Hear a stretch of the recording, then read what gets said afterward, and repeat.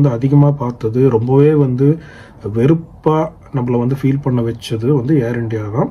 அது கன்ஃபார்மாக சொல்லுவேன். ஏன் அப்படின்னா, அந்த டிஸ்பிளே அவர் காட்டினார் இல்லையா, அந்த என்டர்டெயின்மெண்ட், இந்த மல்டிமீடியா, அந்த சீட்டுக்கு முன்னாடி, அதாவது நமக்கு முன் சீட்டுக்காரங்களுடைய அந்த அந்த பேக் ரெஸ்ட்டில் இருக்கும் அந்த ஒரு டேப்லெட் மாதிரி. அது வந்து பொதுவாகவே ஒர்க் ஆகாது. அதாவது எல்லா ஃப்ளைட்லேயும் கிடையாது, ஏர் இண்டியாவில் எஸ்பெஷலி ஒர்க் ஆகாது. ஆனால் அது ஒர்க் பண்ணுறதுக்கு ஒரு விதம் இருக்குது. அதுக்கு நீங்கள் கொஞ்சம் டெக்னிக்கலாக என்ன சொல்கிறது, கொஞ்சம் எக்ஸ்பெரிமெண்ட்லாம் பண்ணணும். எப்போவுமே பார்த்தீங்கன்னா அந்த டேப்லெட்டோடு சேர்த்து ஒரு சின்ன ரிமோட் மாதிரி கொடுத்துருப்பாங்க, ஒரு வயர்டு ரிமோட் மாதிரி. அந்த ரிமோட்டை நீங்கள் கண்ட்ரோல் பண்ணாலே உங்களால் ஆக்சஸ் பண்ண முடியும். ஆனால் அது வந்து இன்னும் அவங்க 90s இருக்காங்க.